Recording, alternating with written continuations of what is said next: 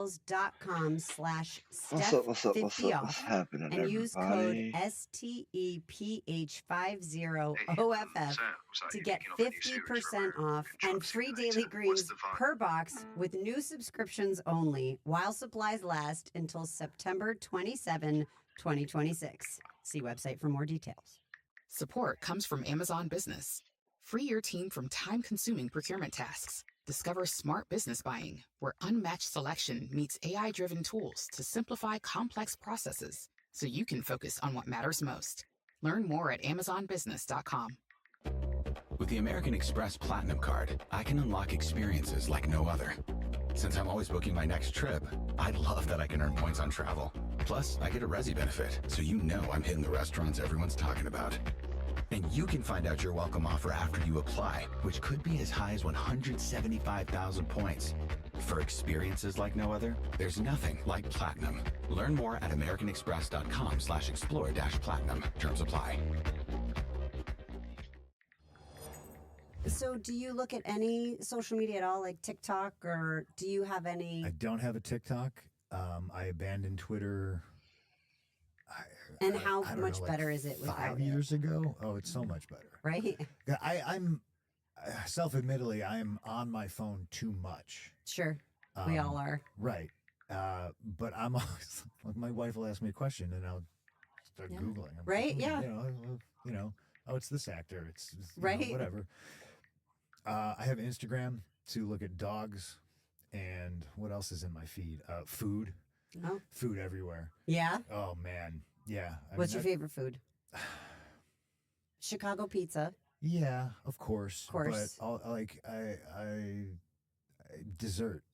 Donuts. It's a plethora of sending April, like, look at these pancakes.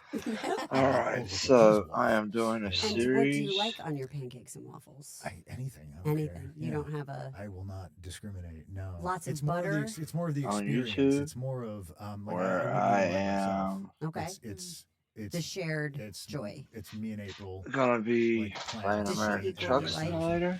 Oh yeah. The junk food. Yeah. And as you can see, I have restarted. I gotta make some money. And as I play, I arrived on the island. As I play, I am going to be listening to. That's impressive. And you were there how long? I was there for 7 days. That's talented. Thank you. Yeah. And how long did it take you to get back? Or are you back? I'm listening to the podcast. What's it called? It's the WWE podcast. It's Watch the Story with Stephanie McMahon. Spoken about Jay and publicly, the episode I am listening to is from yesterday. She's interviewing, she has before WrestleMania. She has CM Punk as her guest. I know Chad Gable.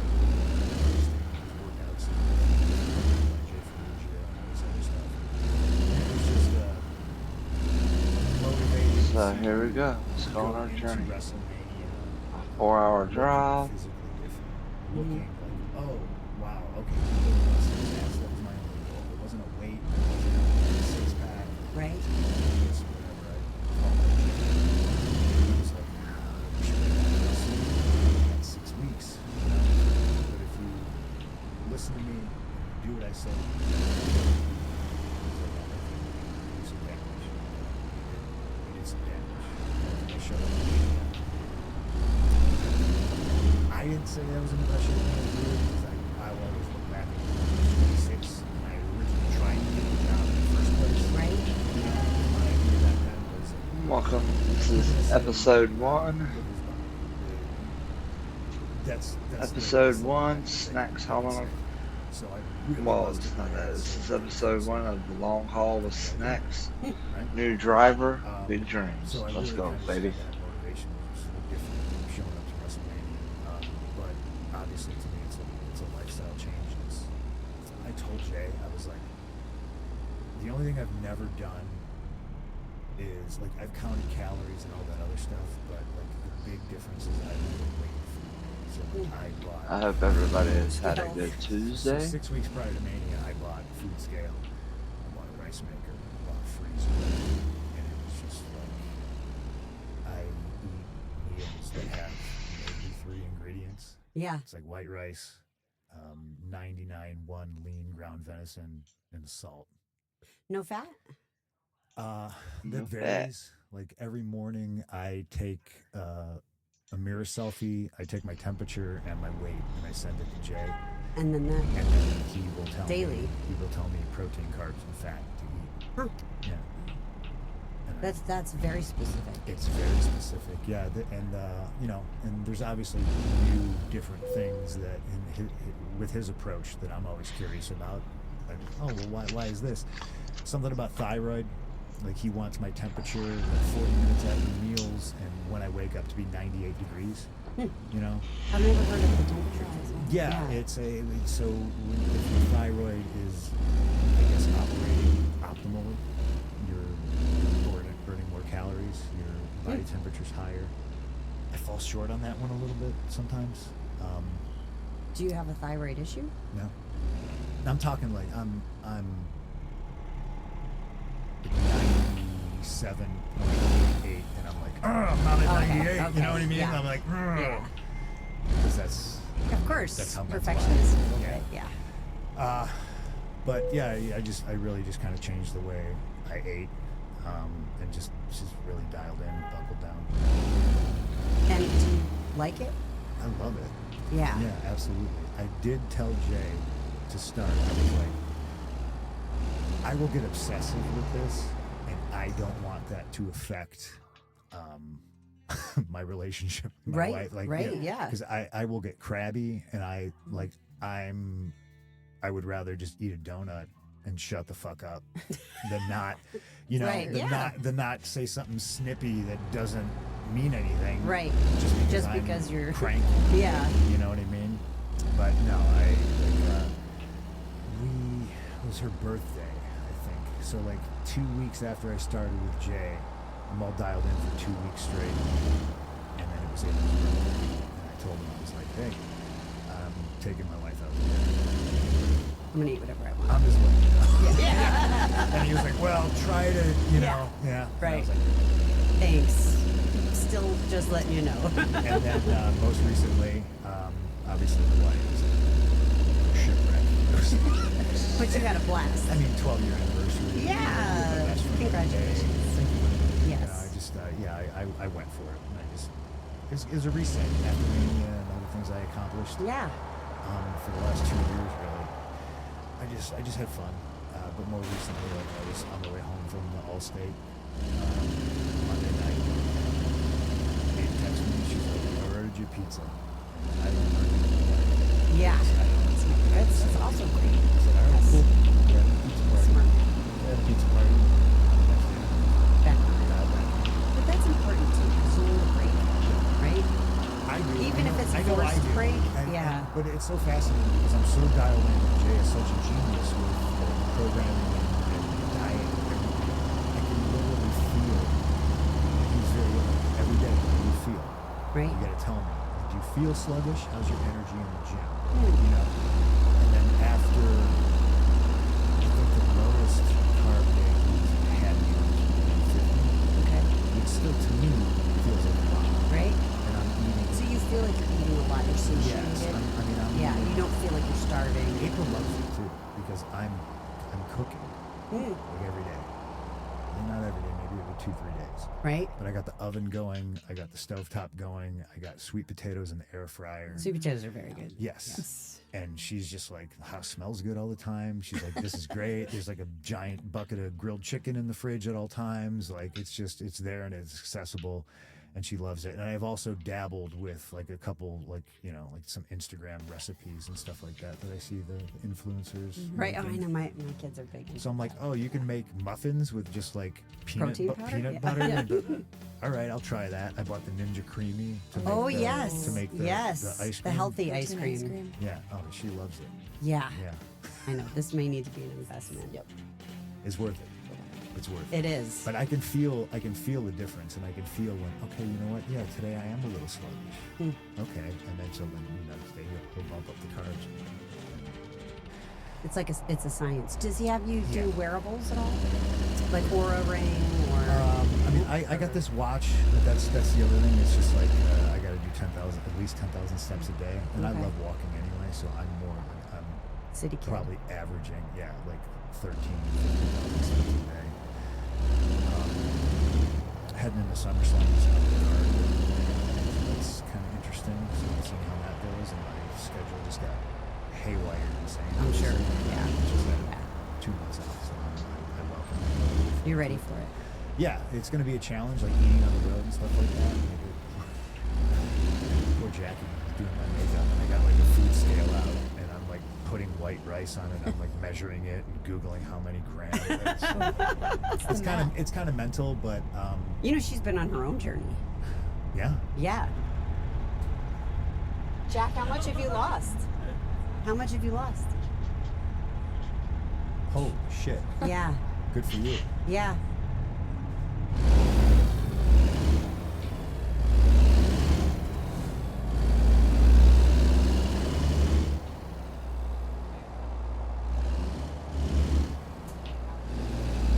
Yeah. Oh, I can't say enough about Jay. You know, like he's changed. Like I think you can see based on. You can. You look fantastic. Yeah, and it's harder for me to see it. Sure, because you it's know, you. like I'm always gonna go. And that film. Yeah. You know, like I must say this thing. Yeah, when she looks at you all She's ripped, like, and yeah. she's like, She like rolls her eyes at me and stuff like that. But it's just like the biggest changes is obviously like diet, weight, food, like the volume of things like that. really? Lower. I started working out when I was about, I don't know, 15 or 16 because wrestlers work out. Right? I'm going to be a wrestler. I would go to the gym with my trainers and listen. Everybody I've trained with over the years is on every single drug. Right? They're feeling crazy weight around. I'm just trying to like Right. Beautiful scenery. Very beautiful. Look at the plane coming down. Baffling to me. You're so much. you know, so like dialing stuff down. So like my workouts have always just been I learned to work out on the Very beautiful Right, transition. yeah. And essentially And there was no internet at that just time. reading Dorian Yates. Yeah. These bodybuilding workouts. Shake up. Yeah. Oh, I'm gonna do 16 sets on There goes left To failure. Victoria. 8 exercises, That. 4 sets each, 12 to 15 reps, and it's just like It's not efficient. today I'm in Yeah. the headquarters gym, and I look and it's programmed doing legs and pendulum squat 1 set, and I'm like, Really? and with somebody with my work ethic, it's actually I bet. Because you like the feeling of exhaustion, to me- right? to Like I me, push gym- myself to my limit. To me, the gym is my therapy. Yeah. Like, and I'm so dialed in. It's the first thing I do when I wake up. If it's not a fasting cardio day, Yeah.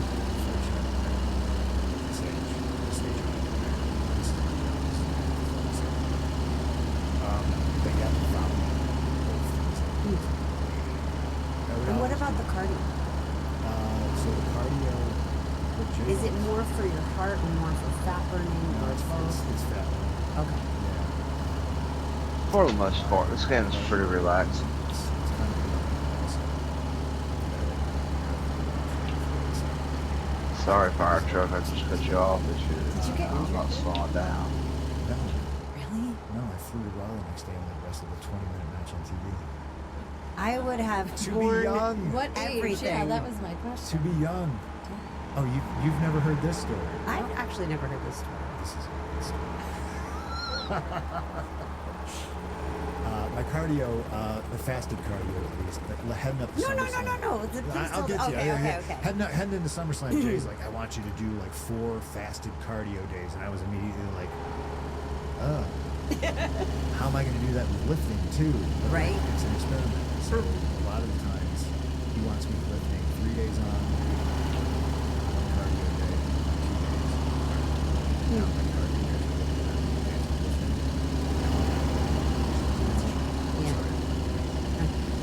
So it's I've never really yeah, learned that one either. it's going to be a lot of trial and error, and it's more challenging to eat on the road and everything else. But anyway, so the marathon story. Yeah.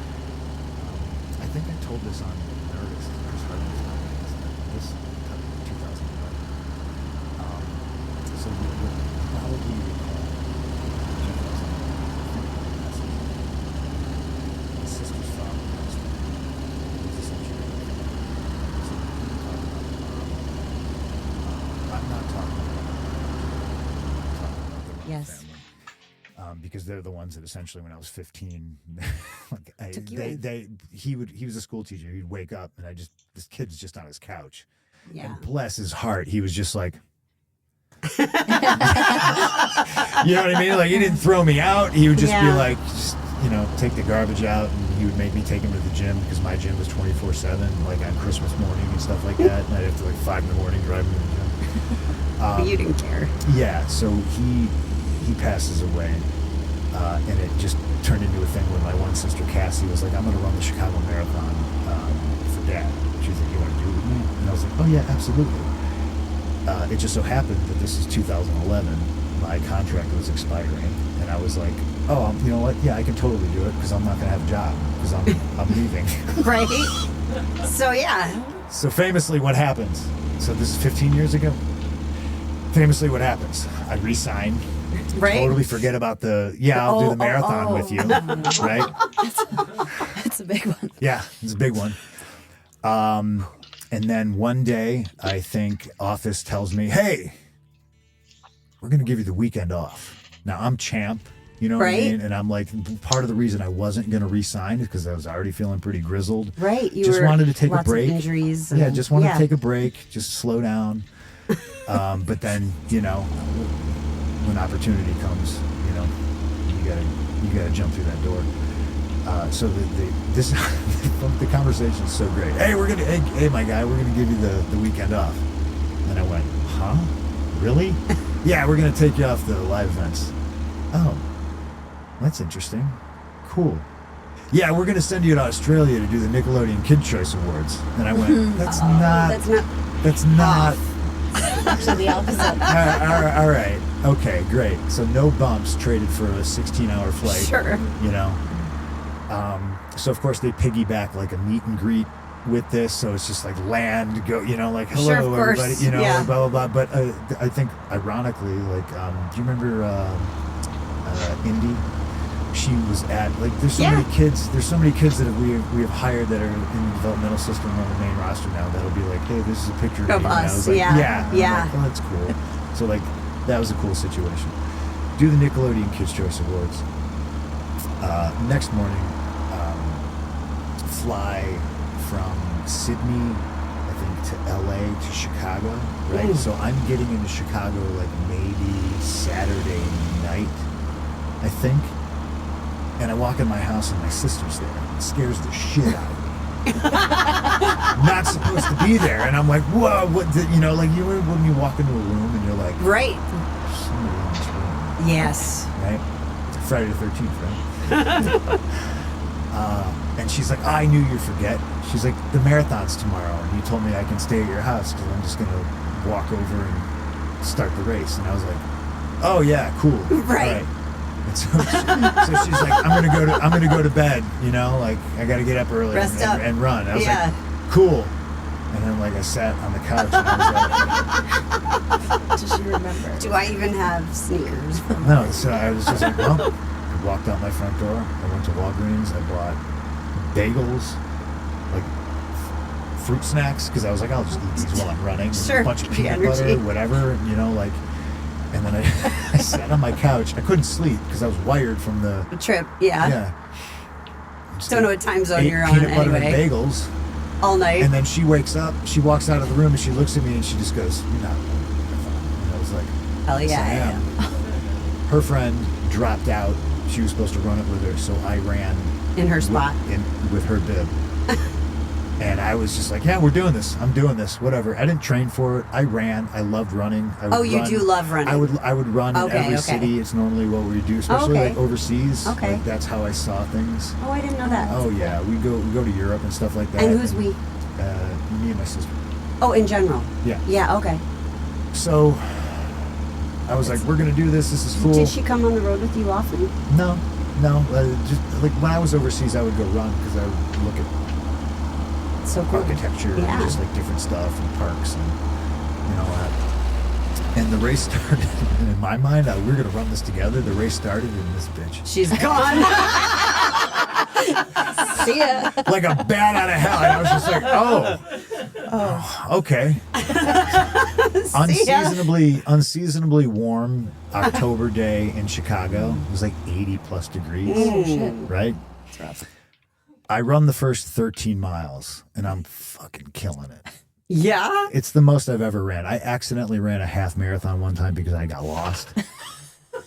And so we just keep running. I'm just like, well, I'm going to get back to wherever I gotta go faster if I just keep running. And then, my app was like, you half marathon. I was like, oh, holy shit, cool.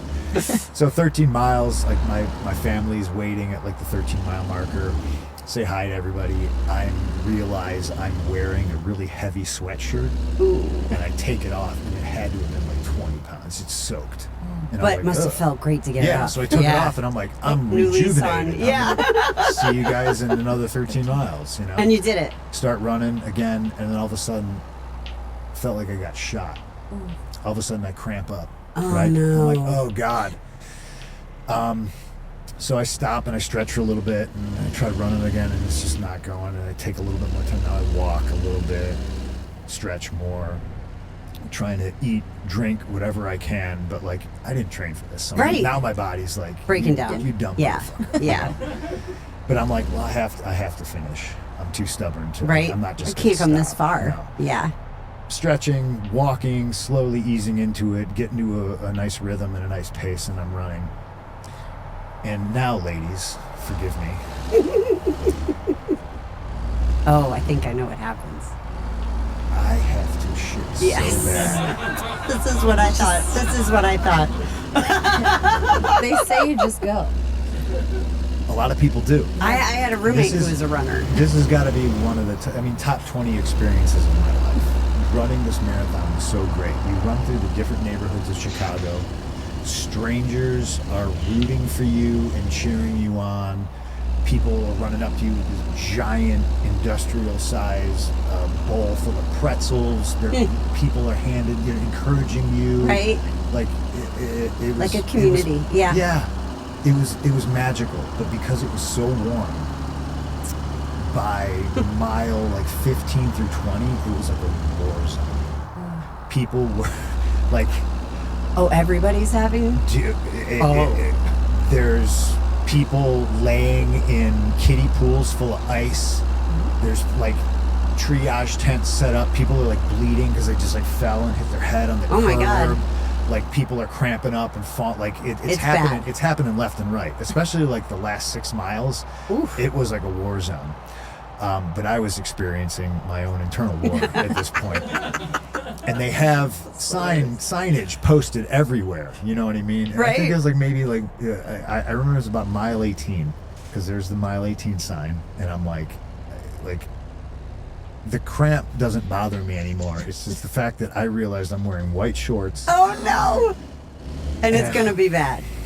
Yeah, but thankfully, like it was motivation. You know what I Sure, mean? you Absolutely. Where, like, I felt like every quarter mile I was seeing like a bank of porta potties. And then suddenly they were all and gone. now I'm in the porta potty desert, and I'm like, Where's the porta potty? I'm going and I'm just trying, and like I'm not religious and I'm praying to the universe, and I'm like, Anybody. oh my God, I make it to the porta potty bank, and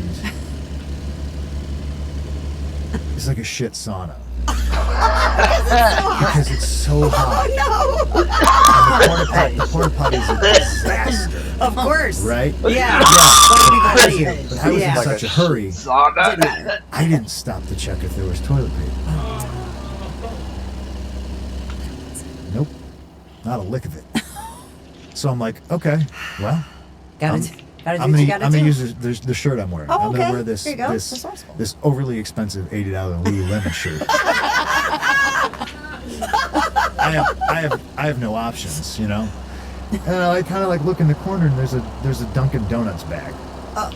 Now, if I mean Boston, maybe not New York. I feel like Boston and Chicago are Dunkin' Donuts territory. Yes, absolutely. So if you're from those areas, you know, if you get a Dunkin' Donuts bag, there's gonna be like a half acre of napkins in it. Like they just, you get like 2 donut holes, and they're like you need 80 napkins for some reason. So I'm like, I'm saved. You Right? know? Open it up. No napkins. No napkins. No napkins. But there's a discarded blueberry muffin wrapper. Oh, That was gonna be that's comfortable.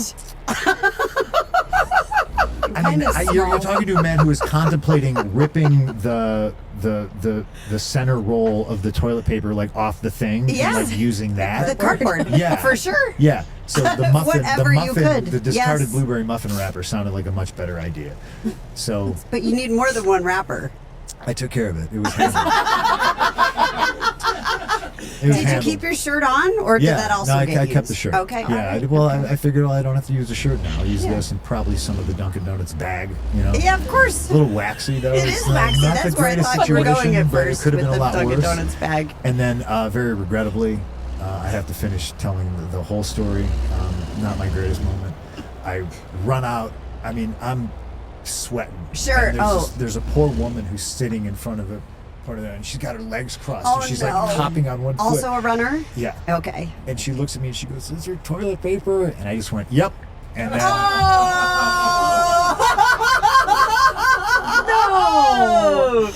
my motivation. That's just mean. My motivation running the next 8 miles was this woman cannot catch She me. can't see me ever again. I have beat to keep. anybody else, but I'm going to I beat have her. to keep running because if she catches me, she's gonna beat my ass, and it will be justified. Yep. Yeah, that's my mile 18. Oh, that's awful. Yeah, That's terrible. Mm-hmm. Yeah. yeah, Yeah. it's good stuff. It's good stuff. But so then you made it, I made it. Yeah? yeah. I mean, and then you had Raw the next day, yeah, and you were all good? yeah. Yeah. I mean, we can probably figure it out like on a calendar, like look it up and like see what I did. I can't remember.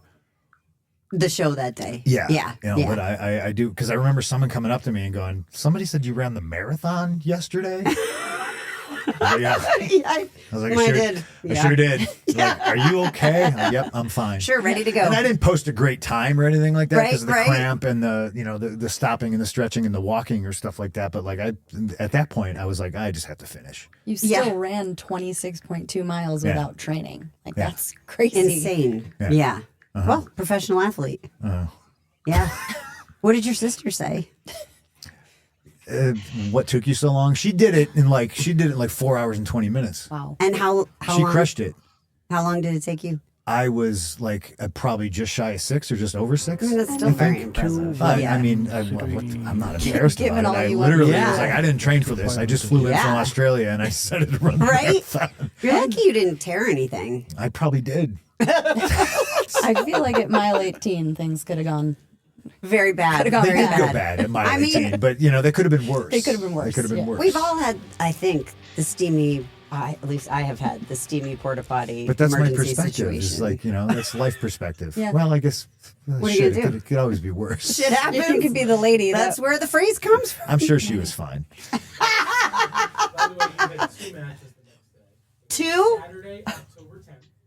Look at his face. Saturday, Monday, October 10th. It's Saturday Night Raw. What are you- He had a singles match versus Del Rio, and then he tagged with Del Rio versus R-Truth in the Miz. Wow. And he won both. He definitely won the tag. The singles match ended in a no contest. You won the tag match. Amazing. It is amazing. That is really crazy. How old were you? 2011. So that's what, 15 years ago. 30, 32. It's impressive. I'm not good at math. I gotta say that's impressive. That's something I think about, and I'm like, you told me to do that now, and I'd be like, All bad. yeah. How many days do I got? What are you talking about? You know. Yeah, I don't bounce back like I used to, but I also I go heavy on recovery stuff now. Like what? Like do you do the ice bath? oh yeah. Oh yeah. Yes, very much. You're a believer? I am a believer. Yeah.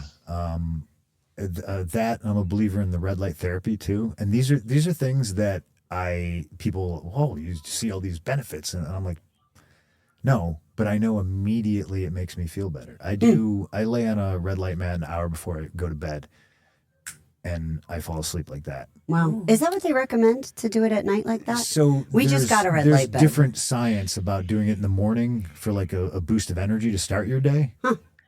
But that's when I do my ice bath. Oh, and okay. That's like first thing. And people are always like, it's junk science, it's this and that. And I just say, well, I know how it makes me feel better. So if I wake up and like my wrist is achy and my back's achy, or slept wrong on my pillow and my neck hurts, like I get in the ice bath 3-5 minutes and it takes care of it. Wakes me up and it gets rid of all my aches and pains. That's awesome. Even if it's just for 15 minutes, it gets me moving, and then I eat, and then I'm in the sun and I'm walking. How to the long gym. do you do the ice bath? 3 to 5 minutes. Okay. I think it depends on how cold it is. Like what temp do you do? Mine at home is set for 40 or 45 degrees. Yeah. So anything longer, like that's normally like 3 minutes. There's a place in Chicago I go to where I do contrast. So I'll do the cold plunge, and then I sit in the sauna for 20 minutes. And is it a dry sauna or a wet sauna? It's a dry sauna. Okay. Yeah. Because there's all theories on that too. Oh, yeah. Right? Yeah. And then they have this, do you know what an amortal machine is? No, I haven't heard of that It's a free plug, I guess, for Okay. them. I don't know. Like it's, I discovered it because a whole bunch of hockey players swear by okay. it. So a lot of facilities, probably in the NFL and certainly the NHL, are getting these big amortal machines. So there's different kinds of light therapy. Mm-hmm. This combines all of them into one. Oh. So you lay in this thing, and it's just, I don't know. I don't know how to describe it. Like, it could just be because I have nothing else to do and I fall asleep, but it puts me out. Really? Like, I fall asleep. The red light bed does that for me. I wake up and I kind of feel like energized and ready to go. But so it's red light plus what? All different kinds of blue light, red light, yellow light. Is it blinding? This is one of those things. I mean, it's very bright. Yeah. Yeah. I wouldn't recommend looking at it. Yeah. You close your eyes. Do you wear goggles? I don't know. And there's I can't remember what they call it. The thing that goes in your nose and you're like breathing in like pure oxygen too. So it's just like, it's a whole thing. It's all recovery. It's like a hyperbaric light chamber. Yep. Wow. Yep. Huge on body work and massage and stretching and just Isn't it crazy how much you have to stretch? Yeah. As we get older. Mm-hmm. Yeah. It's a funny scene in Grown Ups, the Adam Sandler movie. Haven't seen it. Oh, so there's this scene, and it's like Adam Sandler, like they're all a little older and they all have younger kids, and they go back to where they used to go to summer camp or whatever it is. Forgive me if I'm getting it a little off. And they run into Zac Efron and like these frat boys. So like these young frat boys, and they're at the cliff that they used to dive off of, and they get into words, and they, they're going to get into a fight, and they're like, yeah, all right, yeah, we're gonna kick your ass. Just hang on a second. I gotta warm up. They all start stretching, and it's who's in it?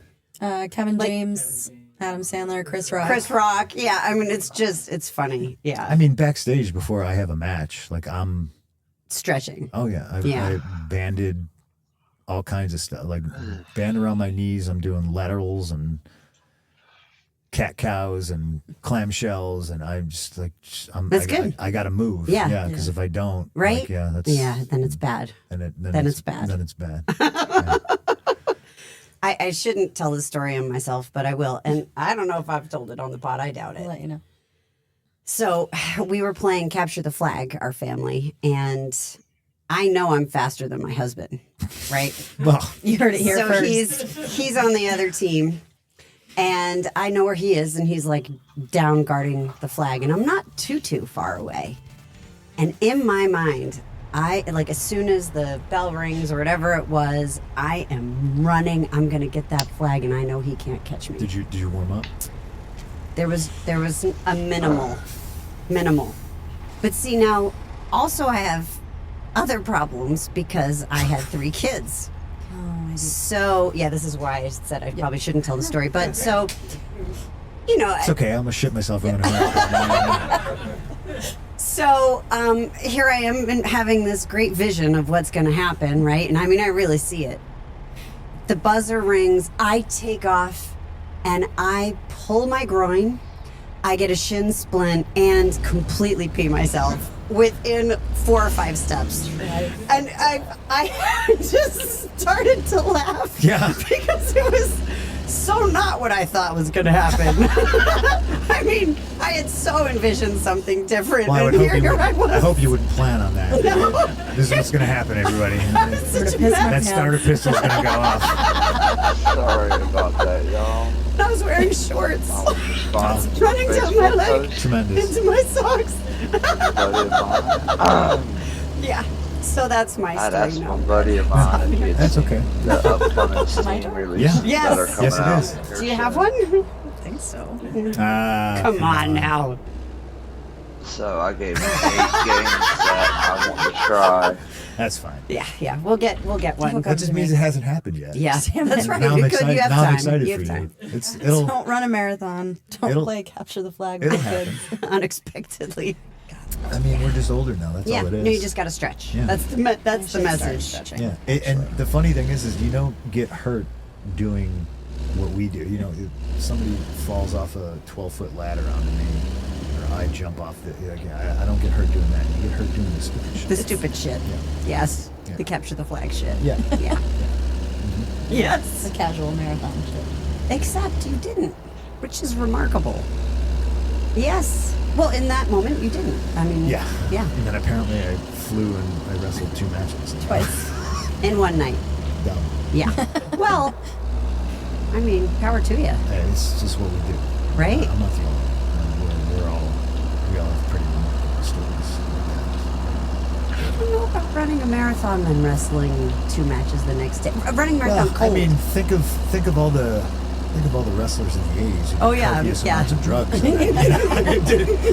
did amazing things I in the ring. guess, You know yeah. what I mean? There's a Like, whole nother side. I can't say I've ever done that. You know? Impressive in Fair a different point. impressive Fair in a point. different way. Okay. You know? Yes, I'll give you that. So, being a veteran now, right? Do you see yourself as a veteran or not? More of a.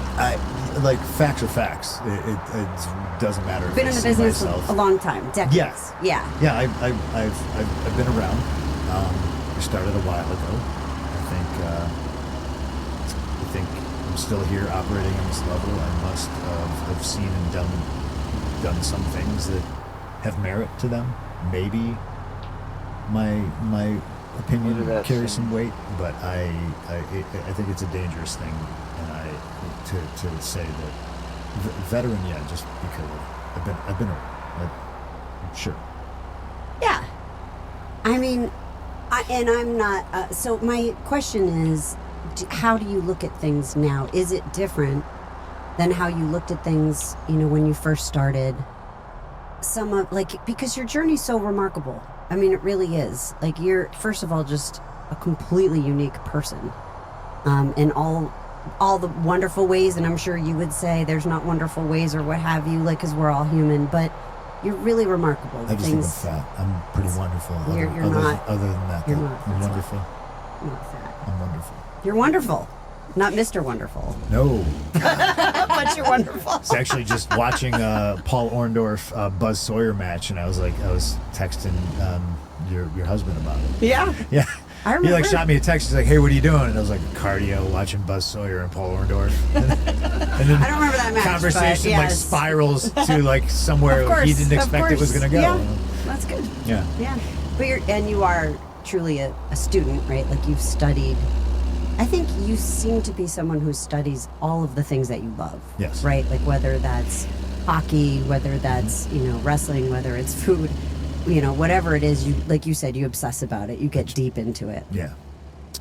But to have grown up in what I'll say, and you correct me, maybe a tumultuous environment, tough environment, you found what I think the wrestling community is family. And you found a real family, and a family that you were just talking about who, gave you that love that you never really knew before. Yeah. And to then go after what you love, and then you start in like your own independent circuit almost in backyard wrestling, which we don't condone, but and it becomes pretty successful. But then you have another hardship related to that, which you overcome, and then you do get into the business and become one of the biggest stars of all time. And your opinion does matter so much, and you are so different, especially when you were coming up at a time where you are, drug-free, you're straight edge, you look a little different from, interviews that I've heard you give from your perspective. You're a punk, right? You're this punk-ass kid who's going to talk shit and tell it like it is, and pipe bombs and everything else, right? Not everybody can get away with that. Yeah. And then, you have a lot of medical issues. You have some real difficult times physically, and I'm sure mentally and emotionally. You leave the business. In this whole thing, you find April. You guys get married. You get Larry. Your life takes on a totally new direction. You decide you're going to do MMA, which again is like crazy to think that you were able to even compete, at that level, coming out of a completely different profession, and I'd love to learn even just some of the lessons in that. But then you decide to come back, you go to a different promotion, and then ultimately wind up back in WWE, where nobody ever thought you would ever wind up again. Including yourself at some points, right? Like if someone had told you that this was going to happen, you'd be like, yeah, no, I don't think so. Yeah. No, that's fair to say. Like, what drives you? Like, what are some of the things that you learned during such an incredible journey? Because it takes such courage, I think, to take the risks that you've taken, and to take the, like, what do people need to know that it's safe or unsafe? How do you get them to take those risks, to believe in themselves enough to not be afraid to fail, to see failure as a teaching opportunity? Like, how do you look at this time and the key things that you've learned? I think for me, because I will say it all the time to April, I'm annoyed when I'm at home, and I'm just like, hey babe, I love you.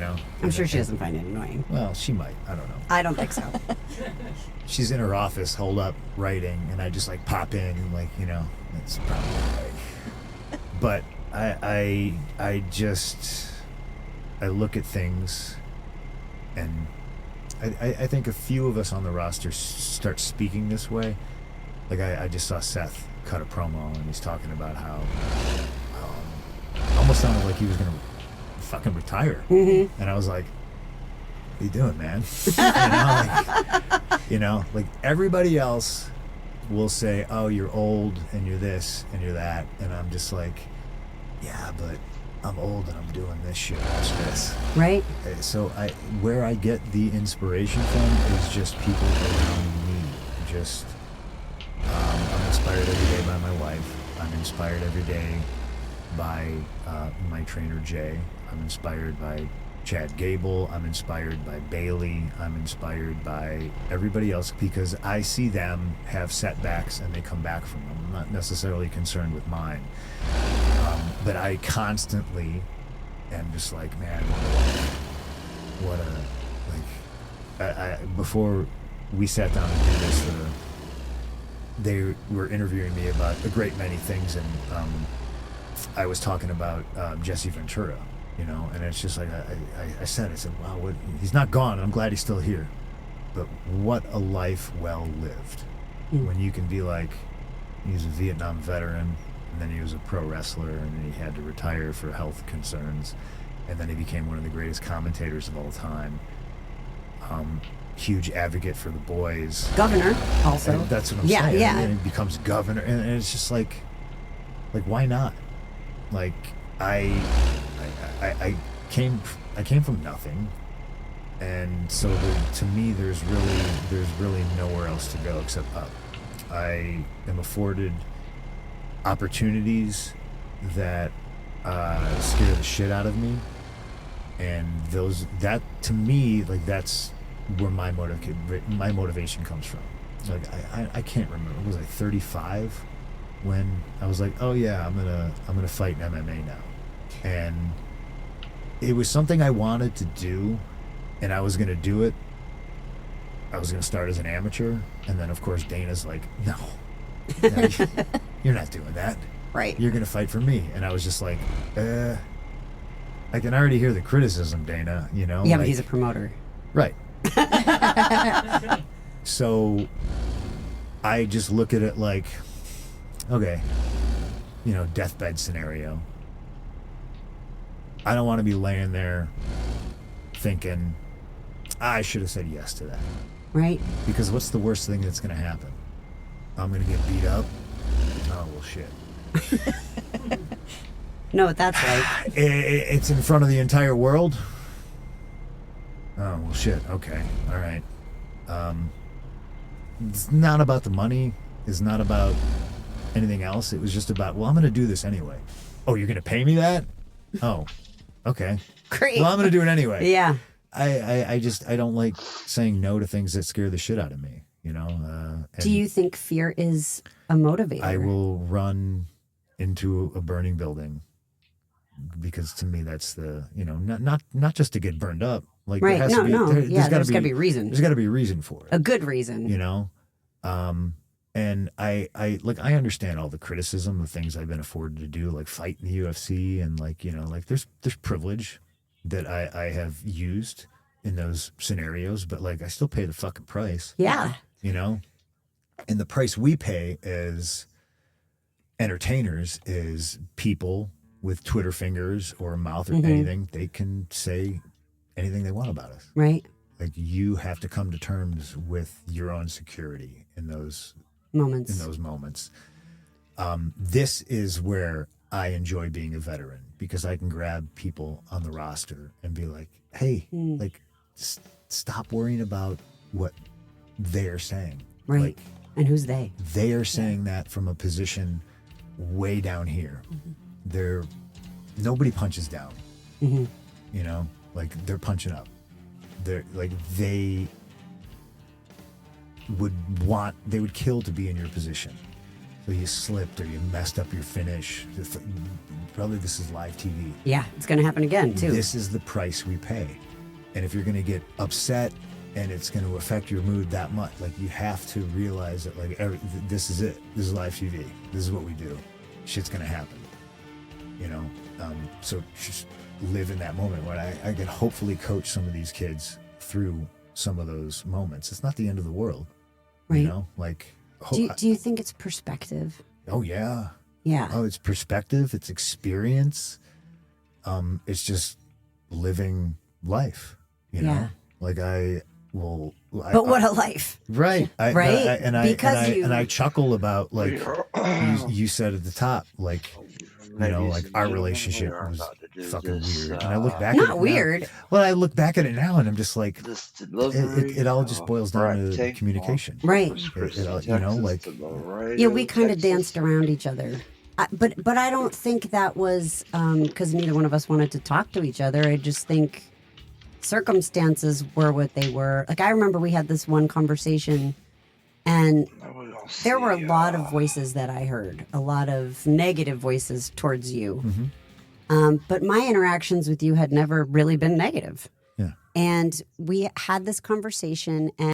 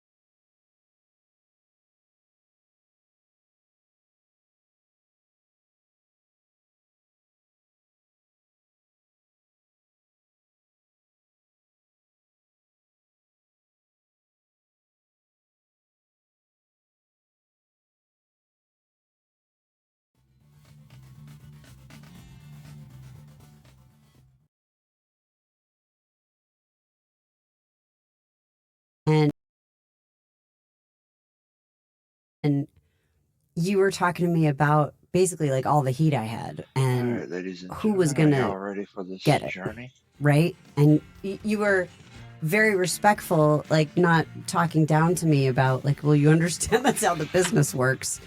And I'm like, no, I get that. I very much would love to, have a match. And it just wasn't me in charge making those decisions, Yeah. right? But I remember the conversation, and it was such a good conversation, and I always loved your perspective on things. But again, I wasn't like in the decision-making role related to anything you were going through, but I would hear all about Well, and it. my right? perspective now is like, yeah, you're the boss's daughter. Like, Yeah. where else are you going to work? Like, what? like. Well, and I loved it. I've always right, loved but business. and the price you pay for being the boss's daughter is people aren't gonna. They're gonna say, no, you got handed this, and like that's the privilege that you have. Sure. Right, and yet have I been given opportunities? 1,000%. Right. Yes. But that doesn't mean you're not busting your ass. Right. Yeah. But that one I got over a long time ago because that's, and growing up, people either hated me because I was Vince McMahon's daughter or they loved me because I was Vince McMahon's daughter, but it was never real. And that's what always bothered me the most was like, I want people to either like me or not like me for who I am. Right. And you learn who the real people are, and there's a handful of them, if you're lucky. Yeah. And the rest is noise. But easier said than done, Yeah. right? Like, perspective is everything. Mm-hmm. And having been, and I think, too, just to take the risk even to be a public figure now, no matter what that is, entertainer, musician, athlete, if you're going to be out there in the public eye, people are going to come at you. Yep. That's 100%. and now it's loud 100%. because of social media. Yeah. And there are going to be people who just hate you, Mm-hmm. just for whatever reason. You're only as good as your. I mean, in this business, you're only as good as your last match, or Yeah. whatever. Like, Yeah. it's. But you don't have to. That can be super stressful for somebody new. Yeah, young people, Yeah. especially. We talk a lot about iconic stories on this show. And when it comes to sports entertainment or professional wrestling, no stories are bigger than the ones written by WWE legends. Superstars like Stone Cold Steve Austin and The Rock, trailblazers like Trish Stratus, and factions like the NWO and DX. Their legacies are unforgettable. And if you want to wear that history, you need the real deal. That's why you've got to check out WWE Shop and Fanatics. They have the ultimate lineup of official WWE Legends merchandise. We're talking classic graphic tees, premium vintage hoodies, and retro gear. Whether you're hitting a live show or just repping your favorite era on the street, Fanatics has you covered. Don't wait. Head over to WWEshop.com and Fanatics.com right now and grab your favorite Legends gear. We are currently celebrating the 15-year anniversary since the Summer of Punk.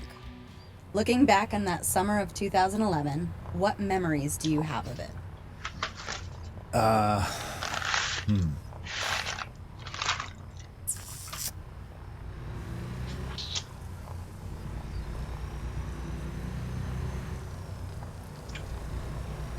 Fond memories. I remember, I think, feeling like I leveled up. I think that's the big takeaway. Was holy shit. All right, now I'm here, but also like, be careful what you ask for because now the hard work really begins. It's like I feel like I busted my ass in my career to get to that moment where I was finally recognized. But I knew, you're only the rent's due every day. So I knew like, okay. And I was slowing down. I wanted to take a bit of a break. I was on the road for a very, very long time. I was fortunate. I did every house show, every pay-per-view, I was running hard for a very long time.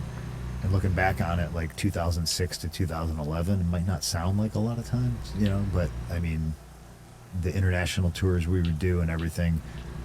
And because I think I wasn't creatively or monetarily like satisfied with where I was like, okay, well, I can take 6 months off and I can come back. Like let me take a break. Let me take a break, and then lightning struck with the pipe bomb, and that whole situation to me was like just magic, and like we captured that, and it was like, well, okay, I can either go home and squander this, or I can ride this lightning bolt, and I rode the lightning bolt, and like it really made me feel like I had finally leveled up to, in some of the, in management's minds, I felt like I leveled up to the level that my ability was always at. Like I felt like I worked like this top guy, and I was finally kind of recognized as that for the first time. And with that came all kinds of other challenges and problems. Sure. But as you level up, you realize there's more levels to go. But that's the main takeaway. That's definitely how I felt. And kind of going off of that, what do you remember about going out and delivering the infamous pipe bomb promo that turned the wrestling world upside down? I remember. Now, mind you, the context is I'm still very much leaving, right? In your mind. Yeah. Yeah. I have no new contract. I'm looking forward to, I think the next day we were flying to like Australia, New Zealand, and it was going to be my last tour. Again, Australia. Yeah. And I was told this unbelievable thing. I want you to go out there and air your grievances. No, you don't. You don't want me doing this, and to bring it back, instinct. I knew if I told your dad this is what I want to say, he would say no. Yeah. Can't say that. Okay. I trusted myself because I think the thought was, he's gonna swear, he's gonna get us fined by the FCC, he's gonna get us thrown off the air, he's gonna whip his dick out. I don't know what my intent was never to do anything like that. Like in the confines of the television show that we do, I have too much respect for the business to go so far that I'm just burning a bridge for no reason, just to do it. I want you to go out there. It needs to be meaningful. I want you to go out there and air your grievances. Well, so, okay. Nothing I did or said was outside of what we did on our television show, right? Yeah. But knowing my instincts, saying things like New Japan Pro Wrestling, right? Wildly provocative at the time, for some reason. Yeah, right. Yeah, the competition. Because I think everybody knew the rules, and everybody knew. A lot of it was just based on stuff that I knew would irritate Vince. Sure. If I said, "Hey, I want to go out there and talk about Paul and Brock," he'd be like, "No, don't mention them." Okay, so I didn't. So I wrote up this bullshit and I gave it to him. That's what I'm gonna say. And he read it, and his only feedback was, "All right, it's good. Just make fun of Stephanie." And I was like, "Excuse me?" He's like, "Yeah, add her in there." Yeah. And I was like, "Okay." Yeah. So thanks for taking it easy on me. I was just an idiot. And the funny thing is like people will still like the Twitter smart fans will still argue about it. Like, oh, it was approved. It was this. It was both. It was approved and it wasn't. Yeah.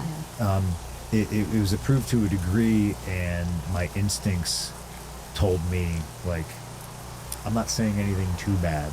Like you can't. If he's gonna be mad at me, he's gonna be fucking mad at me. Right, and you're leaving anyway. That's fine. And this is what he told me to do. But it's not like, I'm mad at you and you're just straight up fired. Although I did think maybe there was a possibility of that.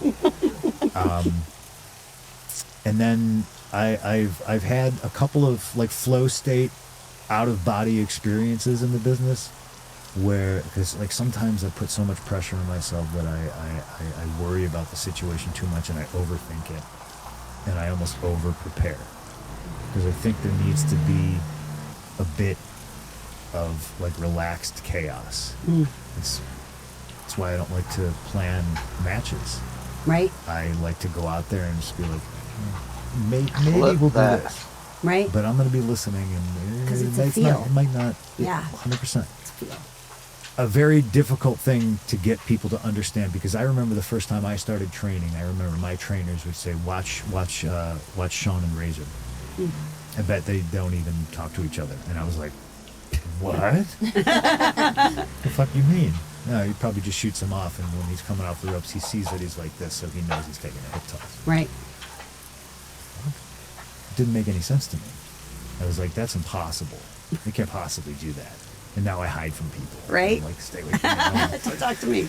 No, but the instincts took over, and I knew that I really felt super strongly about this is the way it has to be. And so I went out and I did it that way. And, you know, when I came back, it was, I smell money is what he said. And at the time, like, that was the stamp of approval. That was it. Sure. That was everything right there. Taught me a lot about business, you know? Yeah. Like, sometimes it's art, sometimes it's business. Actually, it's always business. It's always business. Yeah. Sometimes it's art. If you can It's a get performance art. to the point where it's also art, but holy shit, you're also selling tickets. Right. Then Like, that's the magic. That's, yeah, When it all comes together. 100%. Yeah. It's funny because I read the pipe bomb. Oh. I was like, I'm like, oh. So I read it. Yeah, the transcription of it before doing this today, and I was like, oh, this is really not that bad. Like, it's funny, right? Perspective Yeah. in time, because in the Yeah. moment, the context is It was like- very, very important, and Yeah. that goes to illustrate how old I am now. That at the fucking time, that, yeah, I mean, maybe it doesn't hold up. I don't. It does. I really don't know. because of what it meant but in the moment. that thing melted people's TVs. Yeah, and it did. Yeah, No one had ever done that. I mean, DX was controversial, right? And like reading the USA Network standards and practices, and Right. like that was very fun. And but nobody had at that time, to my knowledge, ever talked about like Vince and Paul and me, even though you were directed to, like, but in a shoot way, but right? right. But it also, like, But it danced. listen, I like you said, I'm Yeah. a student. It treaded the line. Yeah, So without crossing. and then, like, it's hard for me to like toot my own horn and talk about this, but like when I see somebody say something like off the cuff and like wildly negative about it, like, oh, it's not that great, like, no, like, you don't get it. Yeah, You don't see what I did. yeah. I have seen more people post that promo, try to emulate that, and completely miss the point, Yeah. and completely just think that they need to say people's real names or say these outlandish things, and that's what it was. No, that's not what it was. It was me talking about, I mean, I'll give people the formula. I will tell everybody in NXT, this is the formula. Go out there and you tell them 4 things that they know are true. And then the 5th one can be, I was born on Mars. And they'll be like, well, shit, maybe this guy was born on Mars because those other 4 things he said were true. Yeah. It is nothing new. It was nothing new then. It is nothing new now. I would like to think it was all instincts and content and performance, but propped up by the oldest rules in pro wrestling. Yeah. Like, to me, like, I talk about Terry Funk a lot. A guy I don't talk about enough is Johnny Valentine. Johnny Valentine, even back in the 60s, would say, but they all know this is bullshit. They all know this is fake. But when I go out there, they're going to point at me and go, but that motherfucker is real. And that was the CM Punk that walked out on that stage at the Thomas and Mack Center in Las Vegas on that July day. and I sat down Indian style because I was just like, this is it. This is me. Which made people automatically, when you sat down like that, Yes. people started paying attention Yeah. in a different way. They were listening differently. This wasn't a wrestling promo, Right. right? Yeah, by design, Right. purposely. Yeah. Yeah. Well, it was awesome. Thank you. I mean, it obviously transformed so many aspects of the business and your career. Yeah. And, man, it's remarkable. 15 years of punk. You know, when I was out of the business, I was obviously persona non grata, right? Here, you mean? Or in general? I think everywhere. I mean, I don't think the other place existed yet. And y'all did I think a top 100 moments of Raw or something like that. Right. Oh, maybe it was a Raw anniversary or something. Maybe, I don't know. Okay. And you guys put the pipeline as #1. And I remember, like- being like, I am actually flabbergasted at that. Like, to be so good, to make that moment what it was, to have him sign off on that, and to make that the #1 Raw moment it's, to me, it speaks volumes. It's insane. Yeah. It's crazy. And forever. Yeah. Well, somebody will top it. I hope somebody does. I hope there's somebody in NXT. But nobody can You know. ever take away from that moment. No, they can try, but again, Yeah. that's just noise. Yeah. You know, I trust my instincts. Are you ready to hold WWE history in the palm of your hand? Tops is bringing you closer to the action than ever before with WWE Tops Now, highlighting the biggest matches and milestones from WWE shows and PLEs throughout the year. Tops Now is enhancing the fan experience by connecting collectors to the superstars and spectacles that ignite their passion. Featuring stunning event-exclusive photography, each card is made for the moment. And for some lucky collectors, that moment could become the pull of a lifetime. Along with serial numbered parallels, some Tops Now releases offer a chance at rare short prints, superstar autographs, and even pieces of the mat, gear, or other items used during the featured match. So which moments will you collect? With each card only available for a limited time, you won't want to wait to begin your Tops Now journey. Be sure to subscribe to the WWE Tops Now mailing list on Tops.com and follow Tops on all social media platforms so you never miss a single moment. I mean, I was in the business, I don't even know how long before I got signed, and then I was in developmental for a year. And so I had tricks up my sleeve that a lot of people coming in didn't. A lot of people Right. from developmental at the time didn't. You know, so I was able to navigate things a little bit better. But there's NXT talent that come up, and they get thrown on Raw, and it's just like it's sink or swim. Right. You know, but then they think one little mistake, it's like The end of the world. And I'm never going to make it. It's often not. Right. I think it used to be. I think a lot of that's left over from like the old regime. Yeah. Because I remember people getting fired because their punches sucked. Mm. You know? Yeah. And then, well, we'd all Punches be, were a big deal. We'd all Yeah. be down there in Kentucky like, oh my God. Like, you almost didn't want to get called up. You were just Right? like, oh God, what happened? This was a great talent. They got sent up and then they're gone 2 weeks later. We thought for sure they were going to make it. Right. It's like the turnover was like a lot worse. I think it's a lot better now. Yeah. The system's a lot more accommodating, and I think there's people in positions of power that actually want to see people succeed. Right. You know. Yeah. I want the next generation to work less and get paid more than I did, Sure. because I that's what you should want. Right. That's what you should want in any business. I talk to a lot of my friends in the NHL, and they're stoked that the young kids are like, yeah, they're like, this is great. These young kids are making the more money than we ever did. This is great. And Right. I want that for wrestlers. And do you think, you said you think it's getting better, where do you think it could continue to get better? Because everything is always a work in progress, right? Sure. Including human beings. Yeah. Man, TV time is an expensive commodity. You know, I think taking chances. You know, it's funny because like historically throughout wrestling, I think wrestling bookers and there's maybe like 3 bookers left on planet Earth. Yeah. You know what I mean? Yeah. Like it's not just this. I'm the owner and the booker, and this is my territory. Historically, bookers would just kind of do what they liked.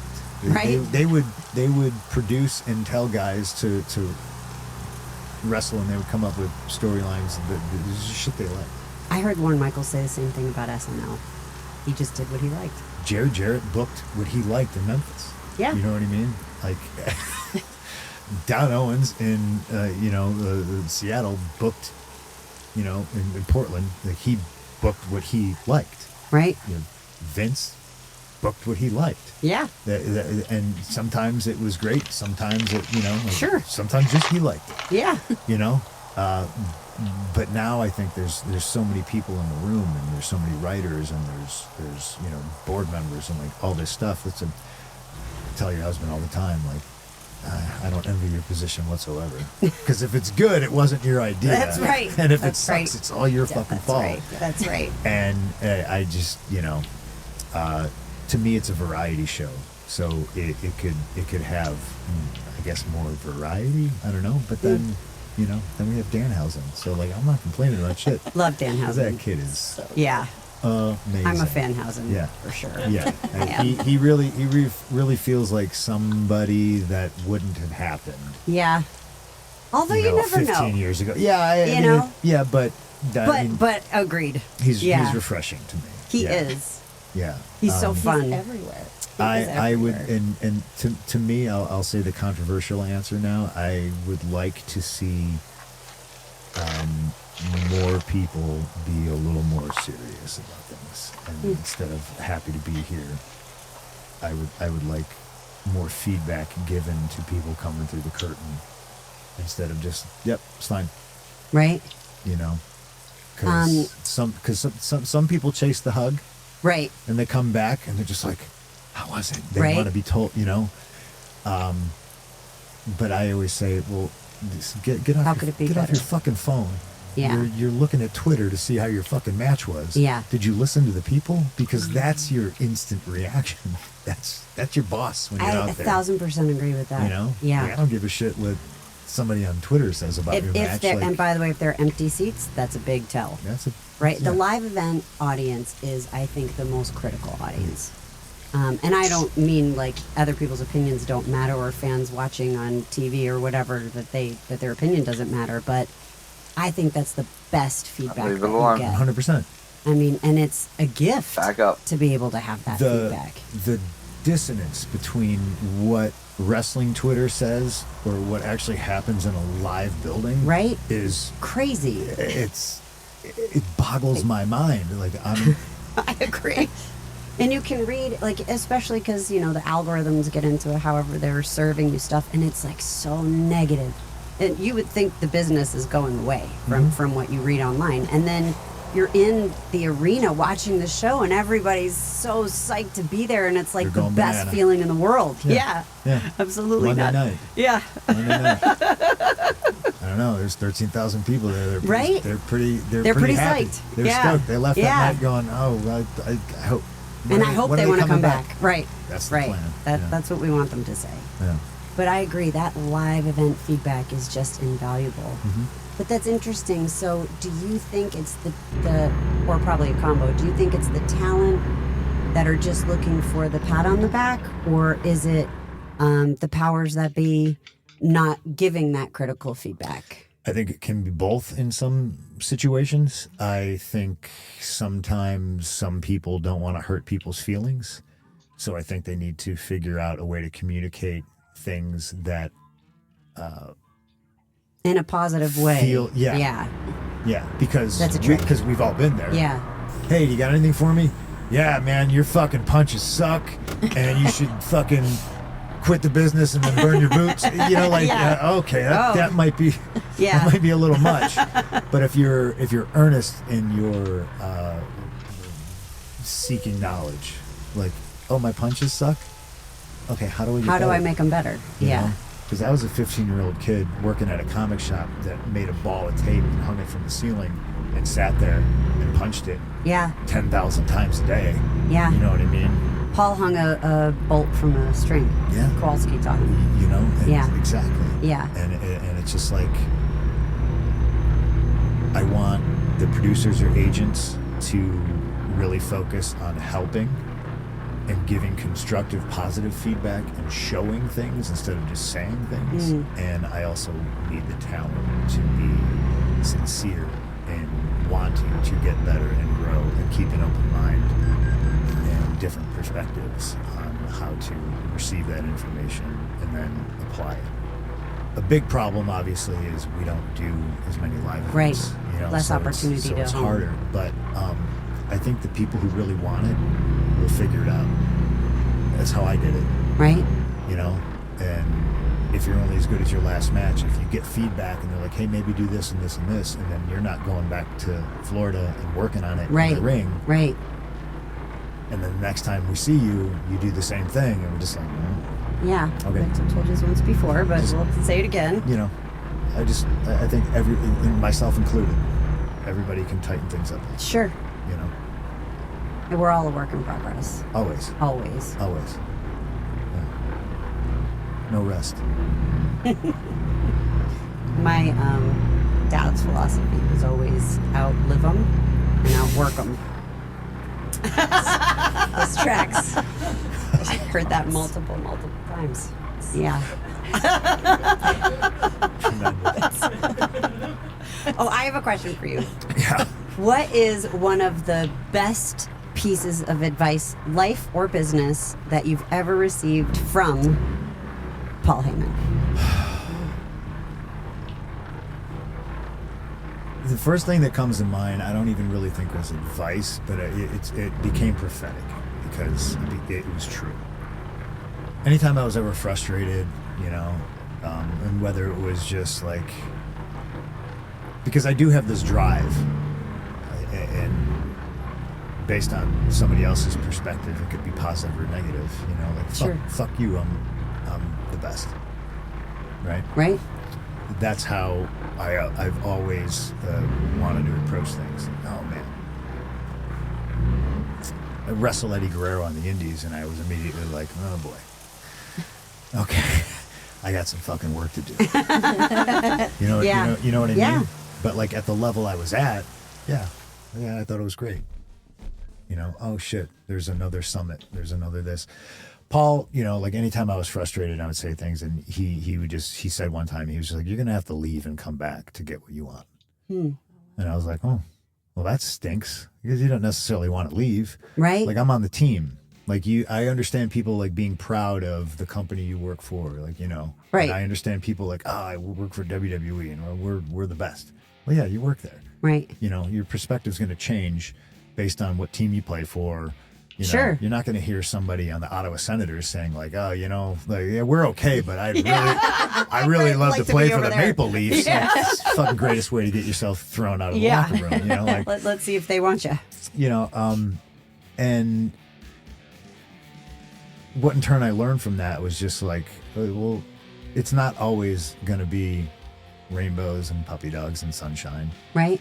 You know, but if you bust your ass and if you are good enough and you're consistent, like, yeah, you do get put in the places you belong. I was just probably impatient, you know, and it took me a long time to get to where like I wanted to be.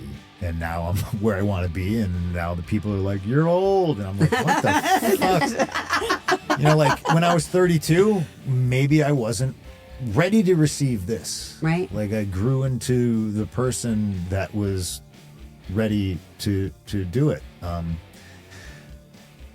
It wasn't really like advice, or maybe it was like a little Yoda-esque because I had to kind of figure it out myself. But you know, at the time I took that as like a negative. Like, yeah, you're gonna have to leave and come back. Like, right. well, there's nowhere else to work. Like, what do you know? Like, What do you mean? this is it. Yeah. You know. So that was probably it. Other than just All right. trust your instinct and be Episode yourself. 2, we are Yeah. going to He was a big one a on massive always telling me to tech trust part. my instincts. Delivery. You know, and whether I vocalize that Corpus with people or Christi not. to Like if I had a Brownsville, feeling about something, I was like, almost 13 grand. because you can be talking to somebody about any number of things, and they might have more But we time are in the gonna business end it than right you, here. you know? Right. But if you're like, yeah, but I really Oh, nice a good cutscene. example, a perfect example. I'm Holy way out of my depth shit. here. This is my first pay-per-view. It's Survivor Series. We're in Philly. Okay. Right? I lived in Philly at the time. Hardcore fan base. Right. They all know me. I'm debuting on pay-per-view. I've only been on TV since what, like August, September, October, November Survivor Series. I've been on the road full time for 4 months. I'm still a newbie, Sure. right? Yeah. I'm in a Survivor Series match against. No, I'm sorry, not against. It's me, Shawn Michaels, Triple H, Matt Hardy, and Jeff Hardy.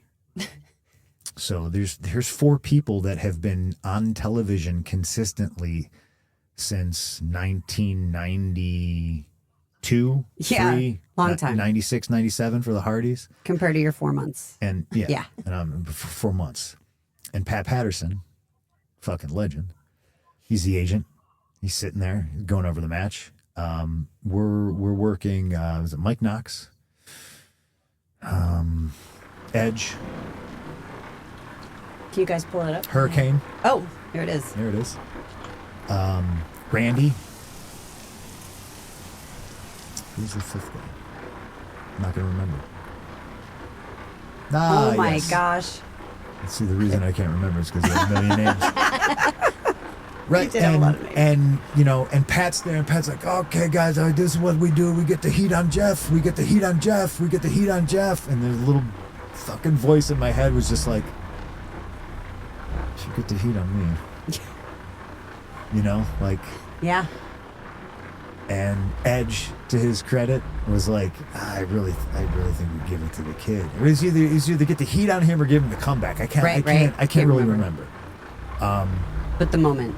Yeah, there was some mechanical device in the match where, like, you know, I was really like, I can't just stand here in this group of fucking Yeah, exactly. people and raise my hand and be like, I think it should be me. Right. So I just like kind of sat there, just like and Pat, no wait, it's Jeff Hardy. They go crazy for Hardy. They don't know who this kid is. You know, blah blah blah. Yeah. And I was just like, from his perspective, Right. he's not wrong. I had no ill will towards Pat. I was just like, well, he's fucking right. It's Jeff. I'll go fucking banana for Jeff, right? And I think they eventually they agreed and they gave me the moment or whatever like that. And then after the match, he came up to me. He's like, I am so sorry. I had no idea they know who you are. Oh my God, they love you. Oh, you know what I mean? And like That's so great. from that point on, like, Yeah. I was Pat's guy. Yeah. And I was like, fuck.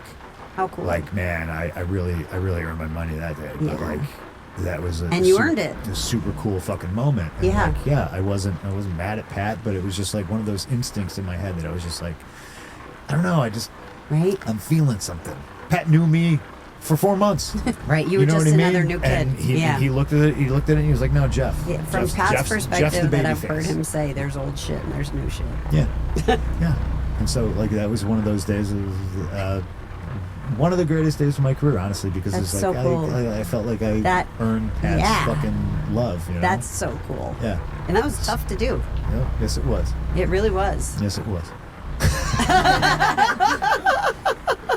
But then I would start asking him questions about like Ray Stevens and shit, and he'd be like, Oh, yeah. "You know Ray?" And I was Oh, like, yeah. Then you were really in. Then I get to nerd out with Pat. You know what I mean? You know. Yeah. And I would be like, "Oh, well, Harley said one time, you know Harley? What?" So Yeah. many great stories, too, Pat had. Yeah. Oh. Yeah. Tremendous. Yeah. He is a legend. Absolutely. Yeah. First Intercontinental Champion. Created the Royal Rumble. Rio de Janeiro. As as it happens, right? Yeah, absolutely. That happened. That happened. The lore. That happened. The lore. Unfortunately, there's no footage of it. It was eaten by moths.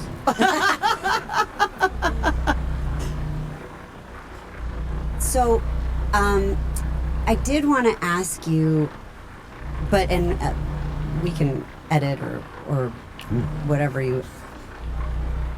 Going back to your childhood, because I do think there are a lot of kids who are growing up in difficult homes. Some kids don't have parents at all. Some have abuse issues, substance abuse issues, physical abuse, sexual abuse, mental health challenges. Until the next. It was fun. How do you survive and ultimately thrive to get through